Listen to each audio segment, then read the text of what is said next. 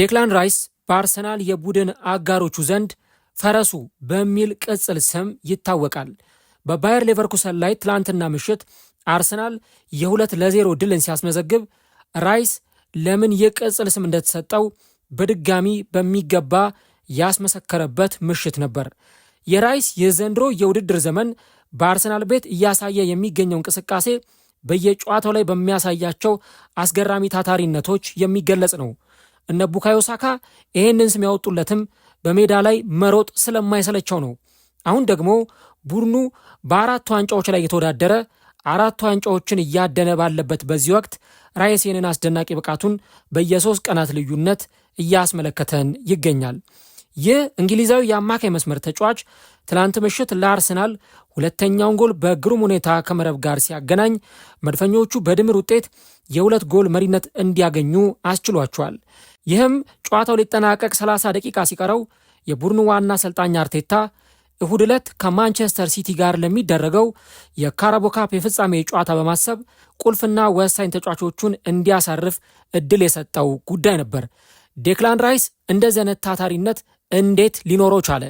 ተጫዋቹ ምናልባትም በዚህ ፐርፎርማንሱ እስከ ውድድር ዓመቱ መጨረሻ ድረስ ይዘልቅ ይሆን? ተጫዋቹ በሚቀጥለው ዓመት የባለንዶር አሸናፊ ሲሆን ልንመለከተው እንችላለን? እነዚህንና ሌሎች ጉዳዮችን እስከ ቪዲዮ መጨረሻ ድረስ ከእኛ ጋር አብራችሁ ከቆያችሁ የምንነግራችሁ ይሆናል። ሰላም ጤና ይስጥልን። የተወደዳችሁና የተከበራችሁ ውድ የቻናላችን ተከታታዮች እንዴት ናችሁልን? እግዚአብሔር ይመስገን እኔ በጣም ደህና ነኝ። የምትገኙት አራዳ ሜዳ ኦፊሻል ዩቲዩብ ገጻችን ላይ ነው። ለቻናሉ አዲስ ከሆናችሁና እንደዚህ አይነት ዘገባዎች ቶሎ ቶሎ እንዲደርሷችሁ ቻናሉን ሰብስክራይብ በማድረግና የሮል ምልክቷን በመጫን የቻናላችን ቤተሰቦች እንድትሆኑ የአክብሮት ግብዣችን ነው። ከቀናት በፊት እንደነገርኳችሁ ሁለተኛና አዲስ የዩቲዩብ ቻናል ከፍቻለሁ። በዚህ ሁለተኛው የዩቲዩብ ቻናሌ ላይ እግር ኳስን ጨምሮ ዓለም አቀፍ ዘገባዎችን እና የስፖርታዊ ጉዳዮችን፣ ሌሎች ደግሞ ዓለም አቀፍ ዶክመንተሪዎችን ወደ እናንተ ማድረስ ይሆናል። እናም ይህን ነገር ከነገርኳችሁ ጊዜ አንስቶ ትብብራችሁ አልተለየኝም። እናም አሁንም ይህ ቻናል 1000 ሰብስክራይበር ሊሞላና ወደ ዩቲዩብ መስፈርት ለመድረስ በጣም ጥቂት ነው የቀረው። ስለዚህ ታግላ ያስቀመጥኩላችሁን ቢሃይንድ ዘ ቬል ወይም ከመጋረጃው በስተጀርባ የተሰኘውን አዲሱን የዩቲዩብ ቻናሌን ሰብስክራይብ እያደረጋችሁ አጋርነታችሁን እንድታሳዩኝ በአክብሮት ጠይቃለሁ። ይህንንም ቪዲዮ ከወደዳችሁት ደግሞ 1000 ላይክ እንድትገጩት በአክብሮት እጋብዛችኋለሁ። የአራዳ ሜዳ ኮሜንታተር ተስፋ ወርቅ ሉል ሰገድ አብሬያችሁ ቆይታ አድርጋለሁ። ፈጣሪ ፈቅዶ በዚህኛው ፕሮግራማችን ላይ ከእናንተ ከውድ አድማጮቻችን ጋር ተገናኝተናል። በዚህኛው ፕሮግራማችን ላይ ደግሞ የዴክላን ራይስን የዚህን ውድድር ዓመት ቆይታን የምንመለከት ይሆናል ማለት ነው። እንግዲህ ቀደም ሲል በመግቢያ ላይ እንደነገርኳችሁ ይህንን ተጫዋች የአርሰናል ቡድን ጓደኞቹ ፈረሱ ወይም ደግሞ ዘ ሆርስ በሚል ቅጽል ስም የሚጠሩት ተጫዋች ነው። በዚህ ውድድር ዓመት አርሰናል ለ4 ዋንጫዎች እስካሁኗ ጊዜ ድረስ እንዲፎካከር ምክንያት ከሆኑ ተጫዋቾች መካከል ምናልባትም እንደነ ዳቪድ ራያ፣ እነ ማጋሌሽ፣ እነ ዙቢሜንዲ አይነት ተጫዋቾችን ልንጠራ እንችላለን። ነገር ግን ደግሞ አንድን ተጫዋች ከዚህ ተርታ ውስጥ በፍጹም መዝለል የለብንም።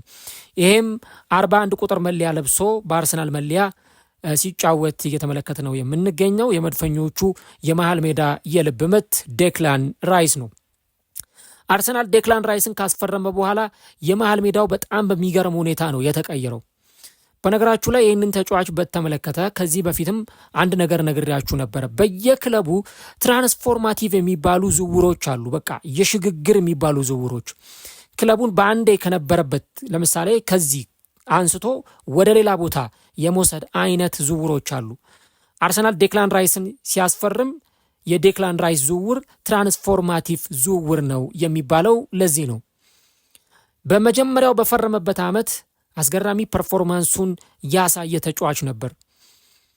በቃ 90 ደቂቃ የማይደክመው 90 ደቂቃ በታታሪነት የሚጫወት ብዙ የሜዳ ክፍሎችን የሚያካልል ብዙ ኳሶችን የሚያቀብል ኳሶችን ዲስፖሰስ የሚያደርግ ኢንተርሴፕት የሚያደርግ ታክሎችን የሚወርድ የተሳኩ ሸርተቴዎችን በማድረግ የሚታወቅ ጎሎችን የሚያስቆጥር አሲስት የሚያደርግ የማዕዘን ምቶችን የቅጣት ምቶችን የቆሙ ኳሶችን አርሰናል እንዲጠቀም የአርሰናል የቆሙ ኳሶች ድብቅ መሳሪያ ዴክላን ራይስ ነው።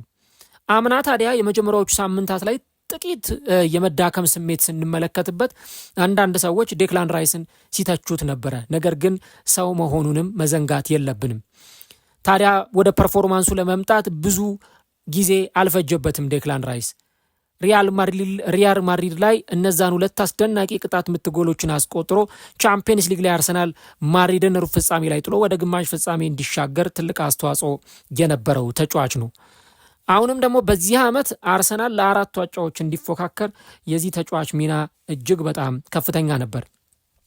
ትላንትና አርሰናል በሜዳው ባየር ሌቨርኩሰንን ባስተናገደበት ጨዋታ ላይ በተለይም ሁለተኛውን ጎል ያስቆጠረበት መንገድ እና ደግሞ በጨዋታው ላይ የነበረው አጠቃላይ ፐርፎርማንስ ለተጫዋቹ የማን ኦፍ ዘ ማች ክብር ወይም ደግሞ የጨዋታው ኮከብ ሽልማት እንዲሰጠው አድርጎታል። እሱ በጊዜ ያንን ጎል በማስቆጠሩ አርቴታ ዋና ተጫዋቾቹን ለፊታችን እሁድ የካራቦ ካፕ ፍጻሜ ጨዋታ እየቀየረ እንዲያሳርፋቸውም እድል አግኝቷል ማለት ነው። እና አርሰናል ትላንት በድምር ውጤት 3-1 አሸንፎ በወጣበት በዚህ ጨዋታ ላይ እስከ መጨረሻው ሜዳ ላይ የቆየው የ27 ዓመቱ ተጫዋች ዴክላን ራይስ ነው። ብዙ ጊዜ አይደክሜነቱ፣ ታታሪነቱ ሁላችንንም ያስገርመናል። አሁን ዴክላን ራይስ የብቃቱ ፕራይም ወይም ደግሞ የብቃቱ ጫፍ ፒኩ ላይ ጣሪያው ላይ ነው የደረሰው የሚባለው ለዚህ ነው። ራይስ በዚህ ውድድር ዘመን ከአማካይ መስመር ተጣማሪው ማርቲን ዙቢሜንዲ እና በአሁኑ ወቅት ጉዳት ላይ ካለው ዩሪየን ቲምበር በመቀጠል ብዙ ደቂቃዎችን በመጫወት 3ኛው የአርሰናል ተጫዋች ነው። ካደረጋቸው 43 ጨዋታዎች በ37ቱ ላይ በቋሚነት ጀምሯል። ዴክላን ራይስ በሊቨርኩሰን ላይ ያስቆጠራት ጎል ኤቤሬቺ ኤዜ በመጀመሪያው አጋማሽ ካስቆጠራት ጎል በተጨማሪ በዚህ ውድድር ዘመን በሁሉም ውድድሮች 5ኛ ጎሉ ሆና ተመዝግባለች። 11 ለጎል የሚሆኑ ኳሶችንም አመቻችቶ አቀብሏል። በተለይም ከማዕዘን ምት ለክቶና መጥኖ የሚያቀብላቸው የማዕዘን ምት ኳሶች እና የኢኒስ ዊንጊንግ ክሮሶች ለአርሰናል ዋነኛ የማጥቃት መሳሪያዎች ናቸው እና ዴክላን ራይስ በእንዲህ አይነት ጨዋታዎች ላይ የሚያሳየው ፐርፎርማንስ ከምን የመጣ ነው ሲሉ በጣም ብዙ ሰዎች የተለያዩ ሀሳቦቻቸውን ሲሰጡ ይደመጣሉ። ተጫዋቹ ሜዳ ላይ ያለውን የማይሰስት ሁሉንም ነገር ደግሞ ሜዳ ላይ የሚሰጥ ተጫዋች መሆኑን በሜዳ ላይ እንመለከታለን እና ይህንን ጉዳይ በተመለከተ ዴክላን ራይስ አይደክሜ ነው ሲባል እሱ ግን ትናንትና ከቲኤንቲ ስፖርት ጋር በነበረው ቆይታ አስተያየቱን ሰጥቷል። በጣም ደክሞኛል፣ ነገር ግን ደግሞ ምንም ረፍት የለም የሚል ሀሳብ ነበረ ዴክላን ራይስ የሰጠው። አይ አም ሻተርድ ኢት ኢዝ ነን ስቶፕ የሚል ሀሳብን ሰጥቷል። ከዚህ በተጨማሪ አሁንም በሁሉም ውድድሮች ላይ ስለምንሳተፍ ከጥቅምት ወር ጀምሮ በየ3 ቀኑ እንጫወታለን። ነገሩ የምንችለውን ያህል እያደረግን እንቋቋመዋለን። ነገር ግን በጣም ከባድ ነው። የምናሸንፍበትን መንገድ እንፈልጋለን። እናም ሁሉም ነገር መልካም ነው። ሁሉም ሰው አለ ዴክላን ራይስ ሲናገር፣ ልብ በሉ፣ ሁሉም ሰው ጉልበቱን ከየት እንደማመጣው ይጠይቀኛል። እኔ ግን ሁለተኛ የጉልበት ምንጭ ይፈጠርልኛል የሚል አስተያየት ነበረ ዴክላን ራይስ የትላንትናው ጨዋታ ከተጠናቀቀ በኋላ አስተያየቱን የሰጠው እና ይሄ እንዲህ አይነት ተጫዋቾች በስንት ጊዜ አንዴ በሆነ ክለብ ውስጥ ብቅ የሚሉ ተጫዋቾች ናቸው።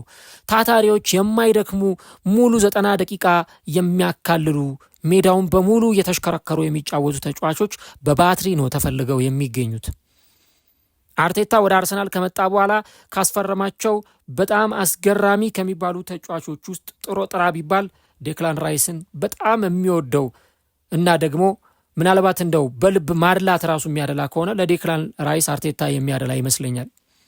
እሱ ከመጣ በኋላ የአርሰናል የአማካይ መስመር የተረጋጋበት መንገድ፣ የአማካይ መስመሩን ሆልድ አድርጎ የሚጫወትበት ሁኔታ፣ ሲያስፈልግ በ6 ቁጥር፣ ሲያስፈልግ በግራ 8 ቁጥር፣ ሲያስፈልግ ደግሞ አታኪንግ ሚድፊልደር፣ የትኛውም ቦታ ላይ ዴክላን ራይስ መጫወት የሚችል ተጫዋች ነው።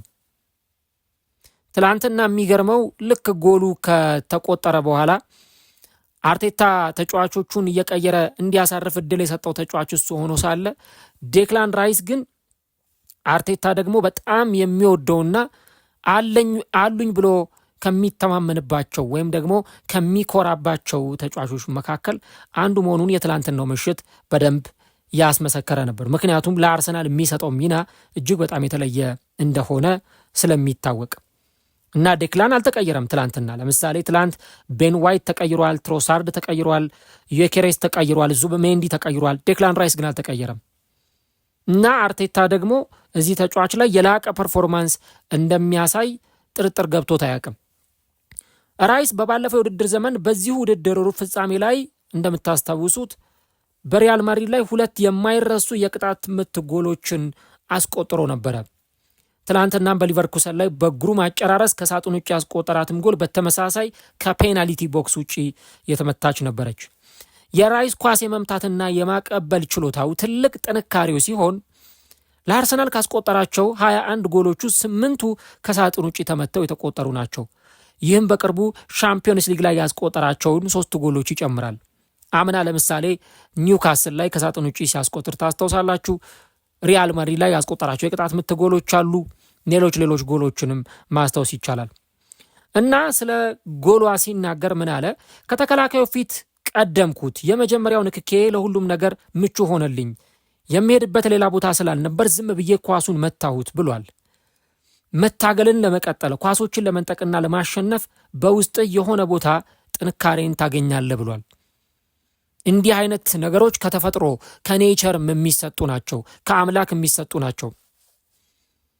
እና አንዳንድ ተጫዋቾች 2 ሳምባ ብቻ ነው ወይ ያላቸው? እንደው እንደ ማንኛውም ሰው ነው ወይ አተነፋፈሳቸው ብለን እንድንጠይቅ የሚያደርገንም እንዲህ አይነቱ ፐርፎርማንስ ነው። ምክንያቱም ተጫዋቹ ያ ከተፈጥሮ ጊፍትድ የሆነውን ነገር ደግሞ ሜዳ ላይ በደንብ አውጥቶ እየተጠቀመበት ይገኛል። በአካል ብቃት ረገድ በጣም ጠንካራ የሆነ ተጫዋች ነው። ራይስን ምናልባት ይሄኛው ጊዜ ላይ ነው በቃ በምርጥ ፐርፎርማንሱ የምናገኘው። መጪዎቹን 2 3 4 ዓመታት በዚህ ፕራይም በሆነው መንገድ የምንመለከተው አሁን ባለው ሁኔታ ነው። ራይስ የቡድኑ የልብ ምት ነው ይላሉ የአርሰናል ተጫዋቾች። ራይስና ዙብሜንዲ በአርሰናል ቡድን ውስጥ ካሉ ቁልፍ ተጣማሪ ተጫዋቾች መካከል የሚጠቀሱ ናቸው። ሁለቱ ተጫዋቾች የአማካይ ክፍሉን የሚቆጣጠሩ ሲሆን የቡድኑ ካፕቴን አምበሉ ማርቲን ኦዴጋርድ በዚህ ውድድር ዘመን በገጠመው ጉዳት ምክንያት የእነርሱ አስፈላጊነት ደግሞ የበለጠ ጎልቶ ወጥቷል። ሁለቱም የአማካይ መስመር ተጫዋቾች በኤፍኤ ካፕ 5ኛ ዙር አርሰናል ማንስፊልድ ታውንን ባሸነፈበት ጨዋታ ላይ እንደዚህ አይነት ተጫዋቾች አልፎ አልፎ የሚያገኙትን እረፍት አግኝተው ነበረ። ጭራሽ አብረው ከስብስቡም ጋር አልተጓዙም። ነገር ግን ወሳኝ ጨዋታዎች ተከታትለው በሚመጡበት በዚህ ወቅት የእነርሱ ዝግጁነት ለቡድኑ እጅግ ወሳኝ ይሆናል። ከአርሰናል የተከላካይ መስመር ፊት ለፊት ጠንካራ መከታ የሚሆኑ በሜዳ ላይ ድንቅ ፐርፎርማንሳቸውን የሚያሳዩም ተጫዋቾች ሲሆኑ የራይስ የመሮጥ አቅምና በሁለቱም የሜዳ ጫፎች ላይ ያለው ብቃት በሊቨርኩሰን ጨዋታ ላይ በድጋሚ ታይቷል። ለዛ ነው አርቴታ ትላንት ጨዋታው ካበቃ በኋላ ድንቅ ተጫዋች ነው የሚል አስተያየቱን የሰጠው። እሱም ሆነ መላው ቡድን እንደተናገርኩት የቡድኑ መንፈስ ወይም ልቦች ናቸው። ለእያንዳንዱ ኳስ የሚፋለሙበት መንገድ፣ በእያንዳንዱ እንቅስቃሴ የሚያሳዩት ስሜት የሚገርም ነው። በየ3 ቀኑ በዚህ ደረጃ ይህን ማድረግ በጣም ከባድ ነው የሚል አስተያየት አርቴታ ሰጥቷል። የቀድሞ የአርሰናል የተከላካይ መስመር ተጫዋች ማት ሀብሰንም በቢቢሲ ራዲዮ 5 ላይ ተመሳሳይ አስተያየትን ሰጥቷል። ዴክላን አለ ይህ የቀድሞ የመድፈኞቹ ተጫዋች ሲናገር፣ ዴክላን ራይስ ብዙ ረፍት ያገኛል ብዬ አላስብም። በሁሉም ጨዋታዎች ላይ ይሰለፋል፣ ብቃቱንም በተከታታይ ያሳያል። በአካል ብቃት ረገድ እሱ ፍጹም ማሽን ነው። ይህ እውነትም የሚገርም ነው የሚል ሀሳቡን ነበር ያካፈለው። እንግዲህ የአርቴታ ቡድን በፕሪሚየር ሊጉ የደረጃ ሰንጠረዥ አናት ላይ በ9 ነጥብ ልዩነት እየመራ ይገኛል። እንደምታውቁት በቻምፒየንስ ሊግ እና በኤፍኤ ካፕ ፍጻሜ ውስጥ ገብቷል። በካራባኦ ካፕ ፍጻሜ ላይ ደግሞ አርሰናል እንዲገኝ ሆኗል። አርሰናል ለ6 ዓመታት ዋንጫ አላሸነፈም። ይህንንም የዋንጫ ድርቅ እሁድ ዕለት በዌምብሌይ በግዙፉ ስታዲየም ከማንቸስተር ሲቲ ጋር በሚያደርገው የካራባኦ ካፕ ፍጻሜ ያንን የ6 ዓመታት የዋንጫ ድርቅ ለአንድና ለመጨረሻ ጊዜ ለመቋጨት የአርሰናል ተጫዋቾች የሚፋለሙ ይሆናል። ራይስ ለዚህም ጨዋታ ዝግጁ ነኝ ብሏል። ለዛ ዝግጁ መሆን አለብን። በአሁኑ ሰዓት ጥሩ ስነ ልቦናዊ የበላይነት ወይም ሞመንተም አለን ሲል ነው የተናገረው። በምንጫወትበት ጊዜ ሁሉም የማሸነፍ አቅም እንዳለን ይሰማናል። ወደ ዌምብሌይ ስንሄድ ሁሉም ከጎናችን ይቆማል፣ እኛም ዝግጁ እንሆናለን። ስላለው ነገር ለማሰብ ጊዜ የለንም፣ አጭር ጊዜ ነው ያለን። ዝም ብለን ጨዋታዎችን መጫወት ነው። ማሸነፍን በቀጠልክ ቁጥር ጉልበትህ ይጨምራል፣ በነገሩም ትደሰታለህ የሚል አስተያየት ዴክላን ራይስ ሰጥቷል። ጨዋታው ከተጠናቀቀና ካበቃ በኋላ አሁን የብዙዎቹ መከራከሪያ ነጥብ የሚሆነው ምንድነው? ዴክላን ራይስ የባለንዶር አሸናፊ የሚሆን ተጫዋች ነው የሚሉ ነጥቦች ይነሳሉ። ባላንዶር እኔ በግሌ አከራካሪ ነው፣ በጣም አከራካሪ ነው ብዙ ነገሩ። ምክንያቱም በተለይ ደግሞ ከሊዮኔል ሜሲ እና ከክርስቲያኖ ሮናልዶ ፉክክር በኋላ ለየትኛውም ተጫዋች ክፍት የሆነ መድረክ እየሆነ መጥቷል እና ባለንዶር ላይ የሚሸለሙ ተጫዋቾች ስትመለከቱ አንዳንዶቹ አሳማኝ ናቸው፣ አንዳንዶቹ አሳማኝ ላይሆኑ ይችላሉ። ኢቭን ሌሎቹም የሚገርመው ሌሎቹም ተጫዋቾች ለምሳሌ ዴምቤሌ ሲያሸንፍ አንዳንዶቹ አልተስማሙም። ሮድሪ ሲያሸንፍ ያልተስማሙ ነበሩ። ኢቭን ክርስቲያኖ ሮናልዶና ሌሎች ሊዮኔል ሜሲንም ጨምሮ ያሸነፉ ተጫዋቾች ባለንዶርን ሲያሸንፉ ያንን አይነት ስሜት ያንጸባረቁ ነበሩ። ይሄማ አይገባቸውም ብለው የተናገሩ አይነት ሰዎች ነበሩ። ባለንዶር ሲባል ያንን ነገር በደንብ እንመለከታለን። ነገር ግን ዴክላን ራይስ ዞሮ ዞሮ የዛ እጩዎች ውስጥ እንደገባም ግልጽ ነው። አሁን የባለንዶር ጉዳይን በተመለከተ የአርሰናል ተጫዋቾች ያን ነገር ማድረግ እንደሚችሉ በደንብ ሜዳ ላይ እየተመለከትን እንገኛለን።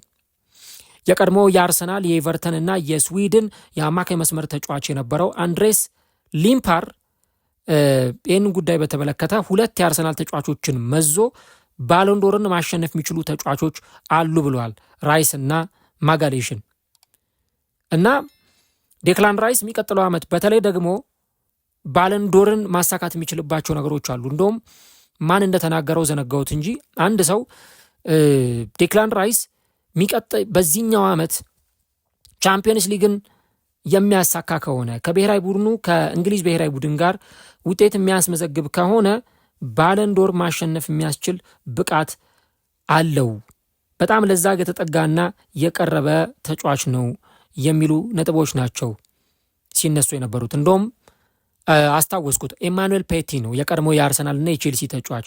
ኢማኑኤል ፔቲ ምንድን ያለው ዴክላን ራይስ የባሎንዶር ፉክክሩን እየመራ ያለበትን ብቃት እያሳየ ነው፣ ነገር ግን ይህ ዓመት የዓለም ዋንጫ ዓመት ስለሆነ የዓለም ዋንጫ ውጤቱ ተጽዕኖ ይኖረዋል፣ ከአርሰናል ጋርም ዋንጫ ማሸነፍ አለበት፣ ያንን ካደረገ እመኑኝ ባሎንዶሩን ያሸንፈዋል ብሏል ኢማኑኤል ፔቲ። መደበኛ አይደለም እንዲህ ላሉ ተጫዋቾች። በተለይ ደግሞ አንድ ተጫዋች በየ3 ቀኑ እንዴት እንደዘነ ፐርፎርማንስ ሊያሳይ ይችላል?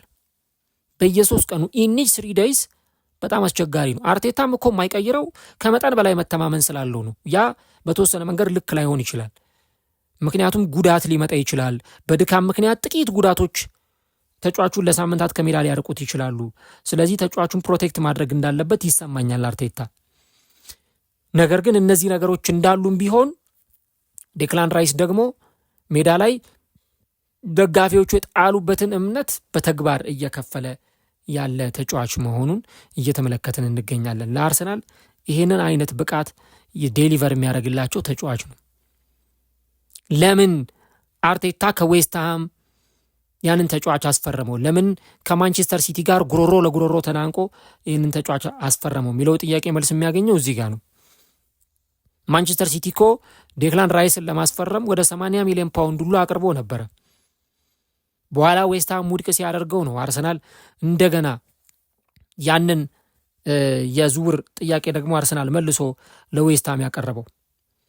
እና እንግዲህ አስቡት እስቲ ይሄ ተጫዋች አሁን በማንቸስተር ሲቲ ተጫዋች ሆኖ ቢሆን ኖሮ ብላችሁ አስቡት።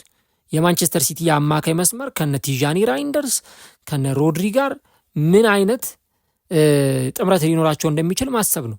የማንቸስተር ሲቲ አማካይ መስመር ከበፊቱም ጠንካራ እንደሆነ ይታወቃል። አሁን ደግሞ ዴክላን ራይስ ሲጨመርበት ምን ሊሆን እንደሚችል ማሰብ ነው።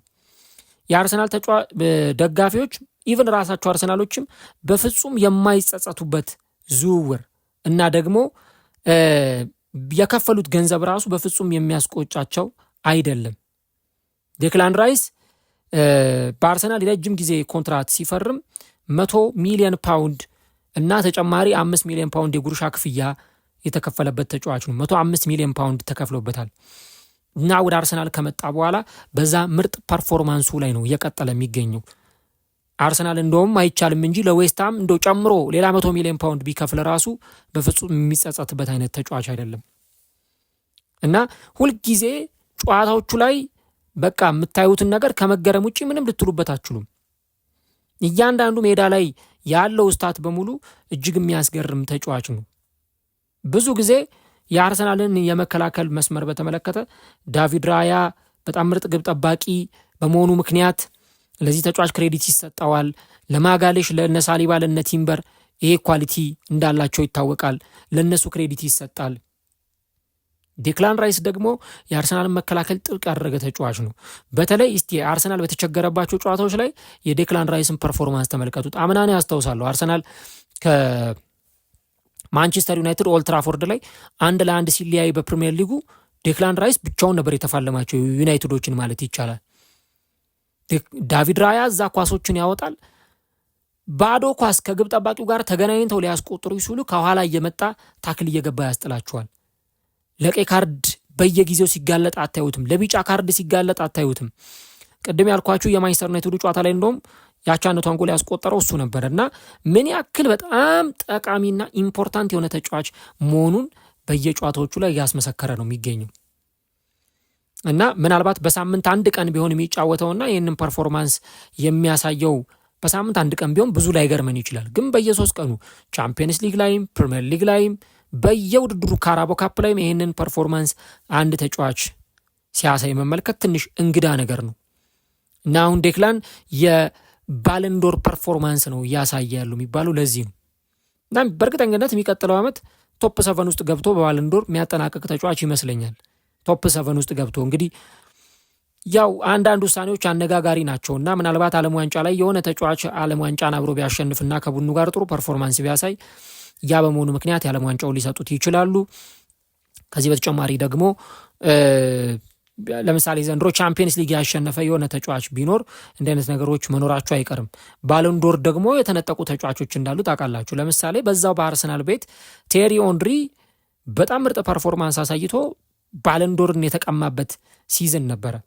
እንደውም የአርሰናል ደጋፊዎች ዝርፊያ ነው ሲሉ ነው የሚናገሩት። ይሄ ልም ያለ በቃ ግልጽ ዘረፋ ነው እዚህ ተጫዋች ላይ የተፈጸመበት።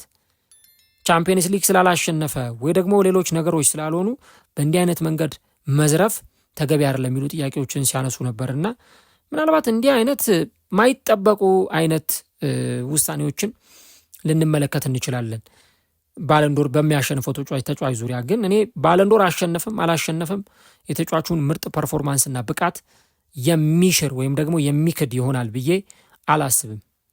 ያንን ነው በደንብ እየተመለከትን የምንገኘው እና እናንተ ምን ሀሳብ አላችሁ? ስለዚህ የአርሰናል የአማካይ መስመር ተጫዋች ምን ሀሳብ አላችሁ የሚለውን ኮሜንት ላይ እንድታጋሩን እንጋብዛለን። በዚሁ አጋጣሚ ኮሚኒቲያችን ላይ አንድ ፖስት ያደረግነው መጠይቅ አለ።